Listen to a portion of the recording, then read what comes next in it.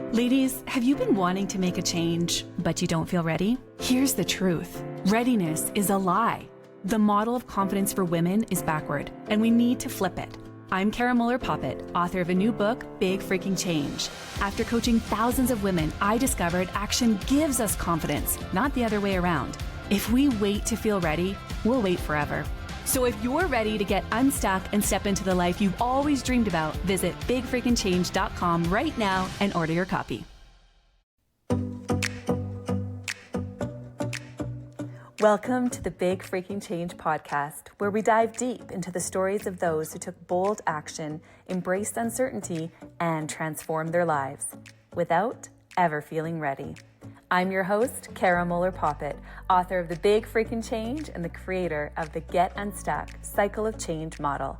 Each week, we'll sit down with remarkable individuals who have taken bold steps in their lives, personally and professionally, to make meaningful change. Whether you're seeking a career shift, personal growth, or a boost in confidence, our goal is to inspire you to stop waiting and start taking action.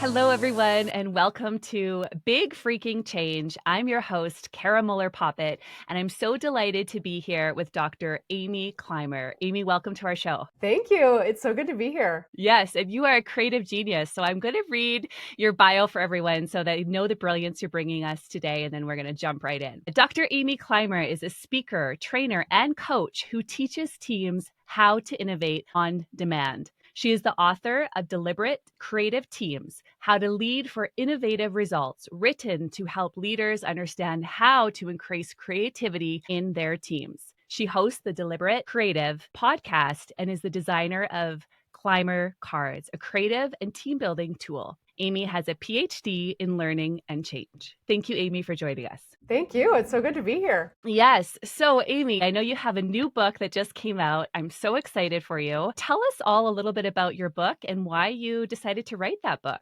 Yeah, thanks, Cara. So this is the book, Deliberate Creative Teams, How to Lead for Innovative Results. And it is a book for leaders who want to be more creative and want their team to be more creative, but maybe don't quite know where to start or don't know the path. And so it lays out this whole roadmap for how your team can be more creative and innovative. And really the premise of the book is that creativity is a system.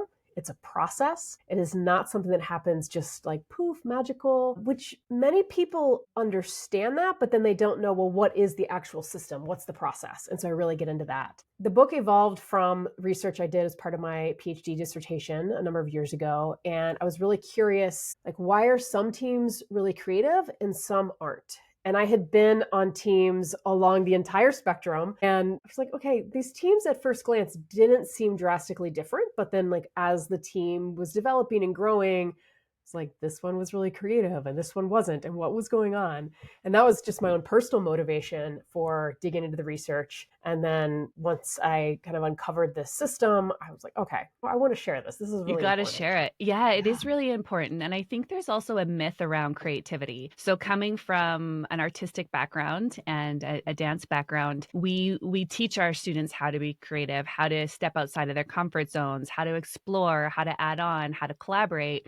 And sometimes I remember university, my fellow classmates would say, how are you so creative? And it would be like, well, how come you're not creative, right? Like I couldn't understand how some people couldn't see other solutions. So I love your work. Talk to me about how creativity really helps foster and lead change. So when we're making a significant change in our life, we often can feel stuck. And this can apply in businesses, in corporations, organizations, and also on a personal level. So I'm curious on your finding and your research on how we can use creativity to flow through change easier. Absolutely. Yeah. I think, for the most part, when we're making a change, we're doing something we haven't done before. And sure, maybe someone else has done it. Like, let's say you're starting a business. I mean, there's millions of people who have started a business. So that in itself maybe is not new on this like massive global scale, but it's new to you. And the way you're going to do it is going to be slightly different from other people. And if you are able to be creative in that process, it frees you up, it opens you up to do this in a way that fits really well for you, serves your clients or your customers really well, and provides value. And I think when we're not able to be creative, we tend to try to like force something that maybe doesn't fit well, right? Like, oh, well, I saw this other person start a business and they did it this way, so I need to follow their exact steps. Nothing wrong with getting some inspiration from them, but you got to do it in your own way. Otherwise, it's not going to fit. It's going to be painful. So I think creativity really allows us to live in a way that works for us and works for the people we're working with. Does that make sense? Yeah, that's great. That's great feedback on alignment too, right? Like we are going to, when we're aligned, we're going to see different possibilities to problems where other people may not because, their values, their lens, their experience is all different. So when we're talking about organizational change, when you're saying like these teams, some are highly functional, creative artists, let's say, and some are really feeling like they can't flex that muscle. How do you inspire and what are some maybe your top 3 tips for everyone to tap into their creativity? Okay, so I'm going to share a little bit of the research that I uncovered of why some teams are creative and some aren't. What I found were these 3 elements that all teams need in order to be creative together. So I'm going to hold up a Venn diagram for those of you who are watching on YouTube. But you'll see there's 3 circles here, a very basic Venn diagram. And inside those 3 circles are the 3 elements teams need. So team purpose, meaning, what are we doing together? Why do we exist?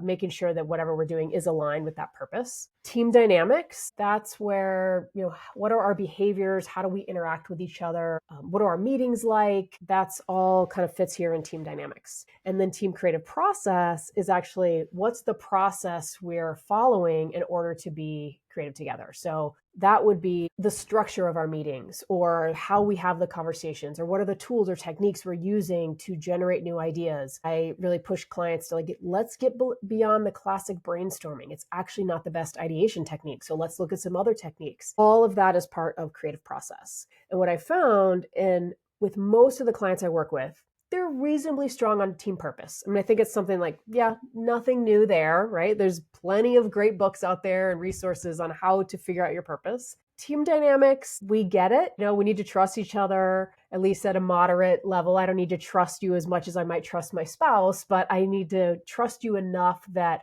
I can throw an idea out on the table in a team meeting and know that I'm not going to get smacked down.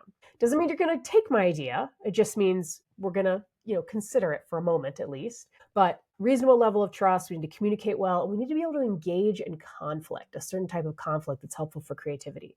So that's the team dynamics circle. And that's the one that we get intellectually, but sometimes it's hard to actually do. And then the team creative process circle, most of the clients I work with have no idea. Most people I talk to don't actually know there's a process, and they certainly couldn't name one. I love your work. I'm so fascinated by it. So tell us about your biggest freaking change you've made, and did you feel ready to do it?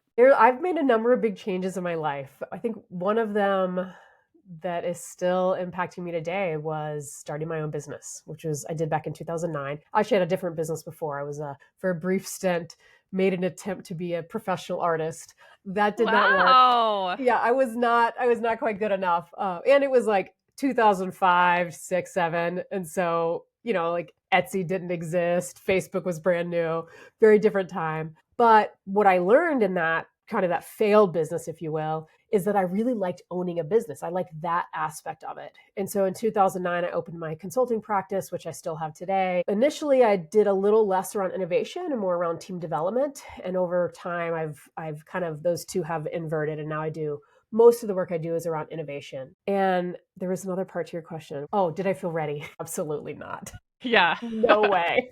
Yes. In fact, when these people want to interview me and say, hey, I want to learn what you did because I want to do what you do. And I'm like, great, don't do what I did. Yeah. We learn as we go. Yeah. Yeah. Those first 2 years in 2009, 2010 were just a hot mess. There weren't as many resources then as there are today. It was a lot of trial and error trying to figure out, does this work? Does this not? I had a lot of, I think, internal mindset barriers that I didn't even know I had. And, over time figured it out. And now, the business is still going strong. It's what I do full time. I've been doing it full time for a long time. Yes. So it feels really good now. That's awesome. And it is kind of a myth that we expect that we should feel ready before we do something that we haven't done. And that's all my work saying you're never going to be ready, doing something that you haven't done before. And the brain is wired for safety at all costs, right? And so when we're stepping into a new business or a new role, like your identity has shifted from employee to employer. And that's a big shift. Yeah. That's a shift physically, mentally, emotionally, your mindset. You talked about that, and it's such a powerful tool, and so many of us fail to acknowledge it or think, well, this is just the way I am, so I'm just going to keep operating this way. And I think you bring up a very valid point on, you have to kind of tap into your mindset, and you have to believe in your purpose, just like, your diagram, and you have to believe in your process in a business, right? And you have to create these amazing dynamics for every part of the business to run. A lot of entrepreneurs I interview share a lot of limiting beliefs that they had, and then they've overcame. Talk to me a little bit about what happened when you changed from employee and now you like being your own boss. Is it a sense of, I got to design my life and I got to make an impact, or are there other variables that really drove you to open up your own practice? Yeah, I think one of the variables or one of the values that I learned I have is a high level of autonomy.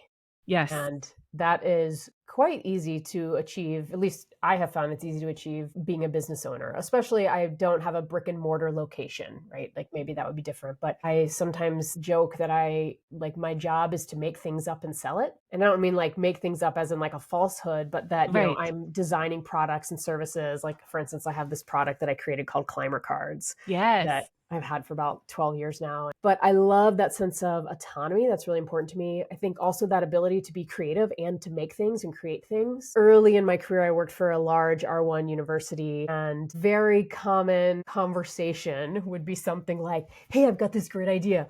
What do you think? Yes. Yeah, no, not maybe in a year. It's a great idea, Amy. We really like it. But I'm like, it's not even going to cost any money. Like, this is free. I'm going to do the work. Like, what's the holdup? And there was just barrier after barrier, and the glacial, like such a slow pace of change that, yeah, anyway, we could go on. It's so true. The pace of change. I love that you just said that, because I think entrepreneurs move really quick, right? We get an idea, and if we're going to be successful, we have to be able to innovate. We have to be able to move quickly. Otherwise, I believe we get stuck in procrastination and overthinking, and it takes too long. So you might miss the market opportunity, or miss the entry point, or miss serving your clients. So when we're talking about moving at a faster pace with creativity, do you suggest that we like slow down when we're making these big decisions? Because entrepreneurs have that tendency, myself included. Like, I get a brilliant idea, I'm like, let's move, and it is one of the rewarding parts about entrepreneurship is you create new things that add value, and that kind of lifts our spirits and our Yeah. purpose, right? But talk to me, do you recommend people like slow down? And I know you have a system and a process for this, but what's the natural tendency and what do you recommend?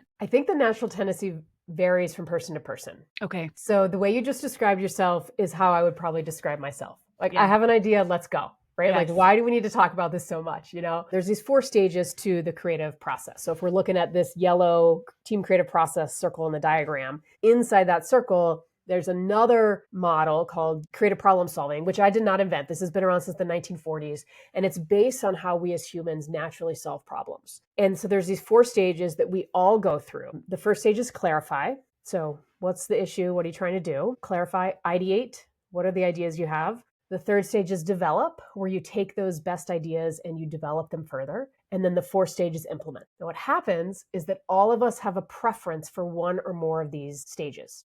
Yes. Does this making sense? Can you see Yeah. this? Yeah, for sure. Yeah. Yeah, like you might be like me. I have a high, and there's an assessment you can take. It's called foresight.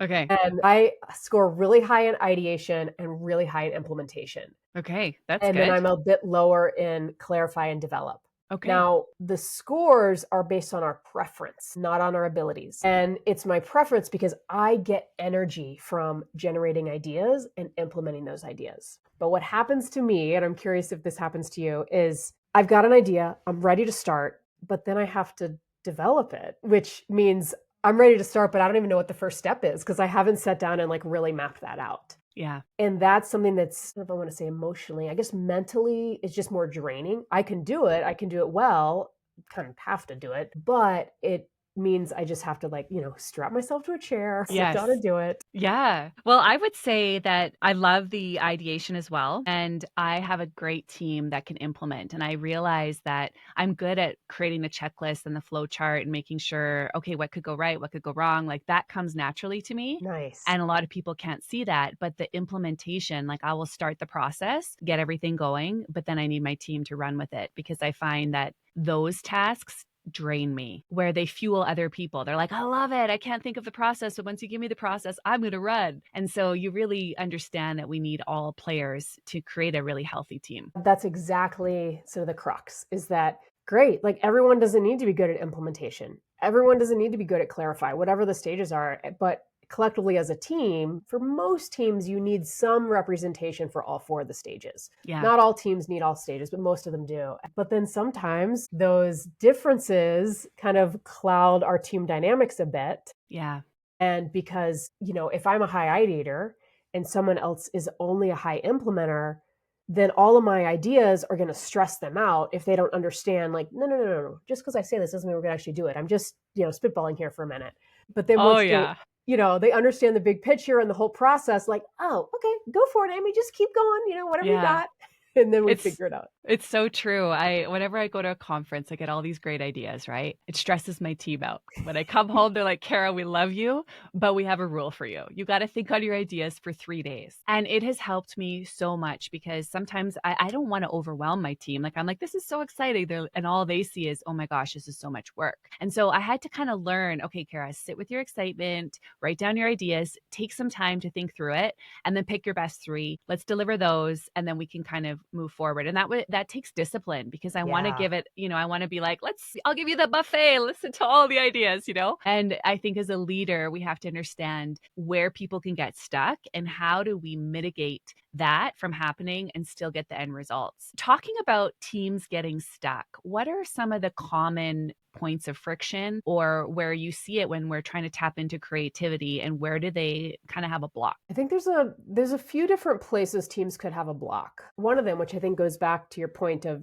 should people slow down or speed up, Yeah. And I do think that varies. But I've noticed one of the things that happens definitely in companies, maybe a little less so for entrepreneurs, although it could, is that we have something new and we just pile it on top of what's already there.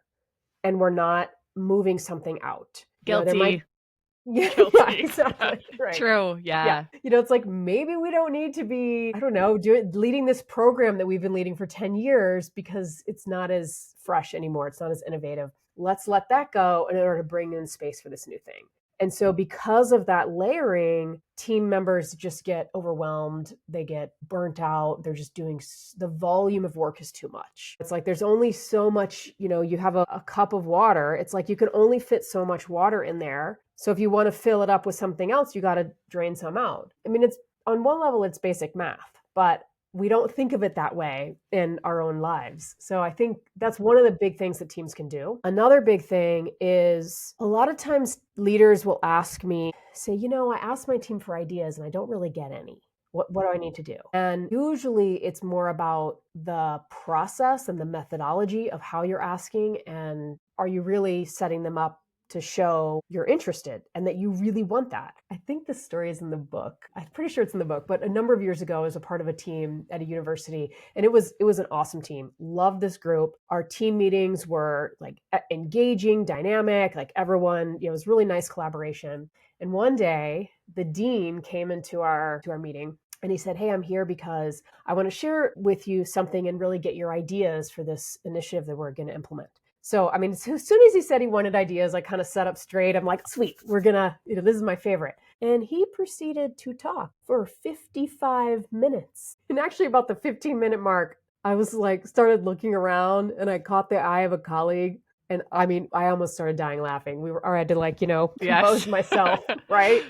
But then at the end of 55 minutes, he said, thank you very much. This was so helpful. I appreciate all your input. And wow. That was the worst part. He didn't even realize. He just talked for 55 minutes. And so I think that's something as a leader, to really think about what's the process you're using to solicit ideas. And hopefully you're not quite that bad, but there's definitely, I have some techniques in the book that can help leaders just move past. There's also a lot of problems with the classic brainstorming techniques, which we may not want to get into right now. You can read about it in the book. But anyway, my point is the technique that you're using to solicit ideas may not be working. Yeah. So when you say the typical brainstorming method is not accurate, talk to me about that. Give Okay. us a few pointers. Yeah. Okay, so we use the word brainstorming as kind of just this general term for coming up with ideas, for ideation. Yes. But brainstorming is actually a specific technique. And it was codified back in the 1940s, 1948, this little book called Your Creative Power by Alex Osborne.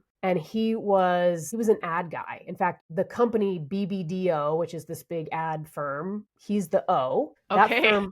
That firm still exists. And in fact, if you've ever seen the TV show Mad Men, which is like some show about like the ad world in the 1950s or 60s, the firm that the show is based on, the competitor of that firm is BBDO. So they were just like, this big firm, like very creative. And he wrote this book and he talked about how they would get all the ad guys in the room and then they would have a storming of the minds, and where people would just, shout out all these ideas, they would write them down, and then they would pick the best one. And so that has become brainstorming. And brainstorming actually means just that. You're in a small group focused on a certain issue or topic, and people are verbally sharing ideas out loud. That's the problematic part of it. It works well in certain groups, but most groups it doesn't work well because they don't have strong enough team dynamics. Their process is not clear enough. And so what happens is usually, it seems like it's always the third or fourth idea. Someone says, oh no, that will not work. We tried that in 1985 and it was a complete disaster. And you're like, 1985, what? And somebody just interrupts and says, no, we can't do that idea. And they shoot it down. And then what happens is it sort of affects the whole team and everyone's like, okay, I see how it is. I'm going to just stop talking. There's so many other techniques. So I really am a fan of do not start with verbally sharing ideas. Start with writing them down first. This could be virtual. This could be in person on Post-it notes, whatever you want. But get people to write down ideas before they start to verbally share. That's a really good point, because I think sometimes as leaders, we think everyone can just think on the moment, like, oh, just throw it out. It's not a big deal. But there's psychological safety we got to talk about. There's, some people are dominating, some people are passive, their personality styles, and all of that impacts to the quality of the conversation. So I really appreciate that comment. Amy, I could talk to you for hours, but where can everyone find your work, buy your book? Everyone needs to read this book, especially if we're in a team. Absolutely. Tell us about that. Yes, you can find the book anywhere books are sold. I'll also throw this link up on the screen, climerconsulting.com/book. My website is climerconsulting.com, and Climer is spelled CLIMER.